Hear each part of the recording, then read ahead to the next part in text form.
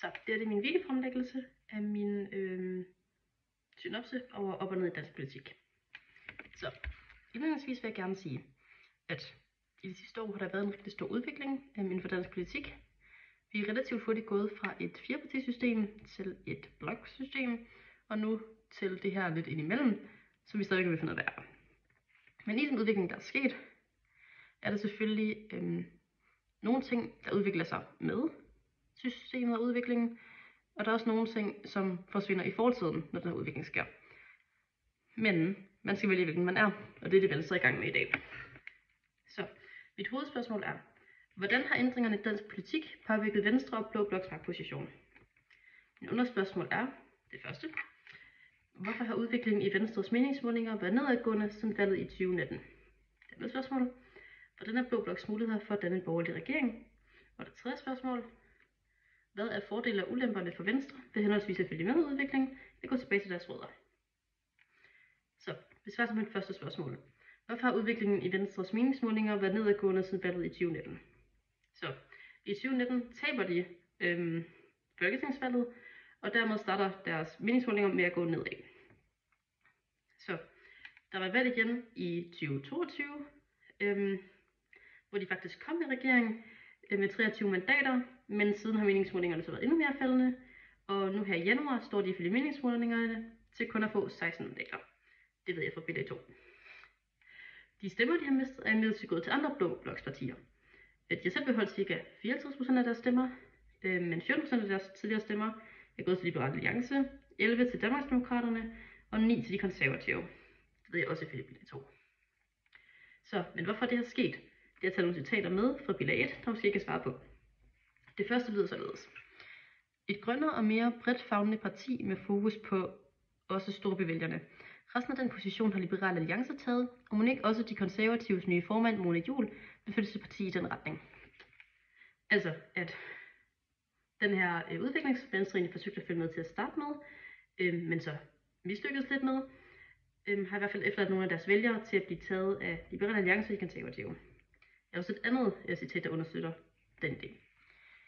Modsat har Inger Støjberg sat sig på provins- og landbrugsvenstre, på en måde, der ikke lever plads til andre. Og så bilag 1. Her viser det igen, at deres vælgere er gået over til andre partier, efter de har flyttet sig. Så. Det, der gik galt, var, at frem mod 2023, hvor Jakob Ellemann-Jensen var leder, der forsøgte han at trække partiet i en mere moderne retning, men blev overhældet lidt af Moderaterne, som tog pladsen som det mere progressive Venstre, før han rigtig kunne få flyttet partiet med derover. Ja, så det gik også lidt galt for ham, og for Venstre derigennem. Så hvis man kigger på Strøms adfærdsmodel, adfærdstrækant, så kan man se, at der den tidligere formand, Jakob Ellemann-Jensen, var rigtig vote-seeking og forsøgte at flytte partiet hen, hvor stemmerne var. Den nuværende formand, Troels Poulsen, er meget office-seeking, altså at han rigtig gerne vil have magt til partiet, trods alt. Og baglandet til Venstre er til gengæld virkelig policy-seeking, de vil gerne have, de får udført nogle af de ting, de har snakket om. Og det er ligesom efterladt det her tomrum i midten, hvor Venstre nu er. Så ja, min delkonklusion. Venstre har mistet popularitet siden de tabte valget, og igen da de blev et mindre parti i 2022, hvor de gik i midterregeringen, som også mistede rigtig mange vælgere på. Og derover har deres forsøg på at blive mere moderne, i stedet for gjort, at de er blevet flyttet væk fra resten af deres vælgere, og derfor har deres tidligere vælgere nu blevet opslugt af andre partier. Så alt det har nu bidraget til, at de befinder sig i et slags politisk tomrum.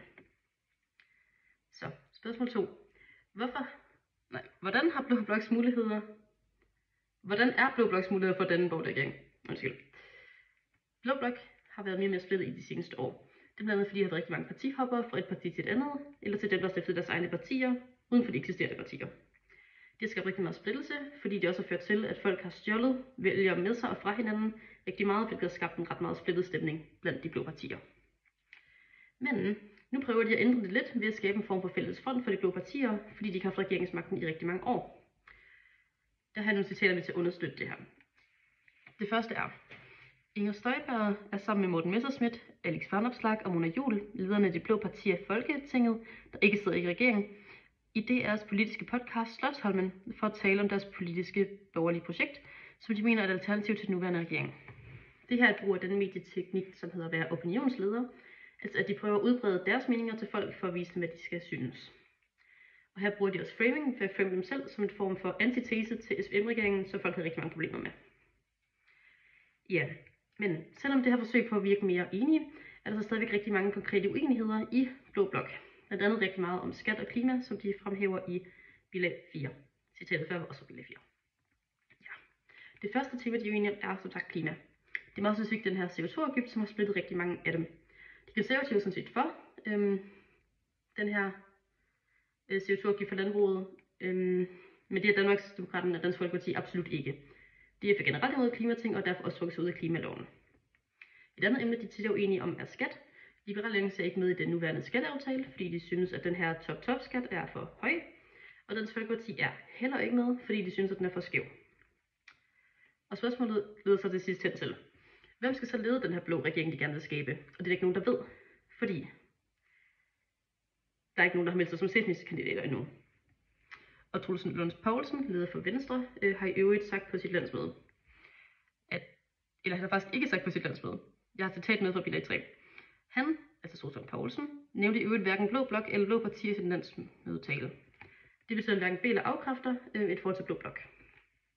Så, min delkonklusion på det her spørgsmål er, at Blå Blok er blevet mere og mere splittet, blandt andet på grund af de her partihop, og dermed også nystiftede partier, der har stjålet rigtig meget fra hinanden. Og selvom de prøver at fremstå meget forenet, har de stadigvæk nogle ret grundlæggende uenigheder, og alle sammen ret ufleksible i forhold til deres politikker. Derfor bliver det ret svært for dem at arbejde sammen. Plus, de har ikke rigtig nogen oplagt leder, da den normale leder for Blå Blok er Venstre, men dem er der ikke nogen, der har lyst til at arbejde sammen med, efter de har lavet SVM-regeringen hen over midten. Så derfor virker muligheden for, at den Blå Bloks regering ikke super god lige nu. Så, det er til spørgsmål 3. Hvad er fordele og ulemper for Venstre ved henholdsvis at følge med udviklingen eller gå tilbage til deres rødder? Så, jeg har også med i punkter, hvilke dele, der kan være problemer med. Den første er målgruppe. Som jeg nævnte i spørgsmål 1, har Liberal Alliance, de konservative og Danmarksdemokraterne taget rigtig mange Venstres gamle vælgere, hvilket selvfølgelig gør det rigtig svært at vende tilbage til deres rødder, da de vælgere nu er blevet optaget af andre mennesker. Igen, de har også fulgt udviklingen ind mod midten for at finde en ny vælgergruppe, men der kom Moderaterne jo først, så den vej kan de heller ikke rigtig gå for at få en ny, bedre vælgertal. Det har jeg på bilag 1. Venstre vil rigtig gerne have mere indflydelse, men Blå Blok har flertallet. Det har jeg fra bilag 5. Okay. En anden ting er, selv hvis de gerne ville stemme regeringen med den Blå Blok og dermed vende hjem, vil det stadig være svært. Fordi, som man siger i bilag 5, en ting er, at vi tre heroppe kan blive enige om, at jeg forudser, at valgresultatet ikke nødvendigvis giver os 50%. Det siger Troels Lund Poulsen om de blå partier til næste valg. En anden ting er, at baglandet rigtig gerne vil tilbage til deres gamle værdier, og gerne lave den politik, de normalt har stået for. Så de vil blandt andet,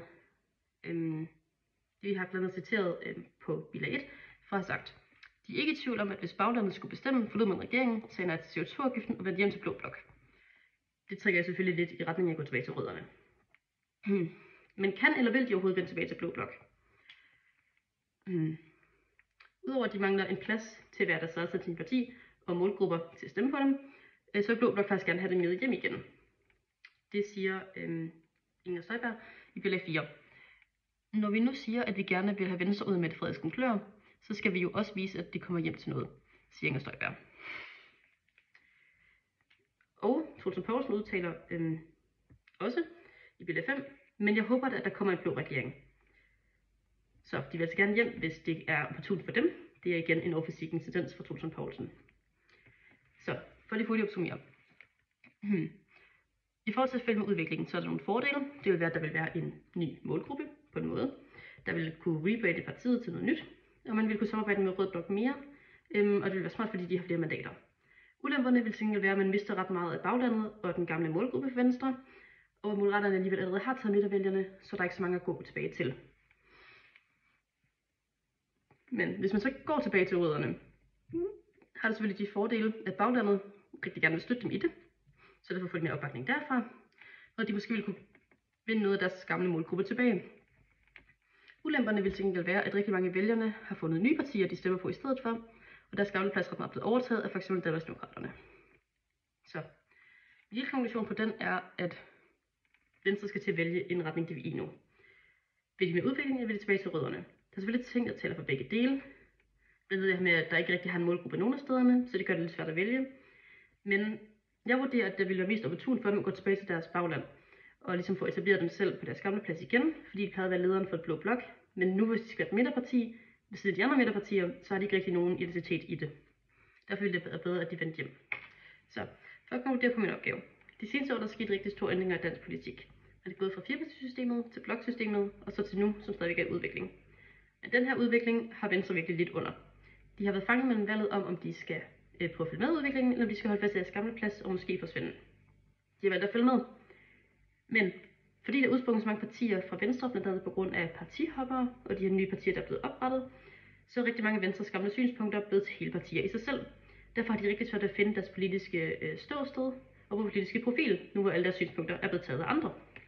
Derfor er Venstre de seneste år blevet mindre og mindre, og den blå blok er blevet mere og mere splittet, blandt andet på grund af de her førnævnte partihopper og nye partier. Så det gør, at de nu på en eller anden måde ser hinanden som form for fjender, i stedet for allierede. Ja. De her ændringer har gjort, at Venstre er gået fra et rigtig stort parti til et meget lille parti, og processen har splittet hele blå blok fra hinanden derigennem. Dermed har man effektivt lykkes med at holde blå blok uden for magt i årevis, og de dårlige udsigter gør desværre, at blå blok ikke rigtig har nogen gode udsigter til at blive en regering lige foreløbig. Så det var alt, hvad jeg havde. Måske det blev lidt langt. Jeg havde bare rigtig meget, jeg gerne ville sige.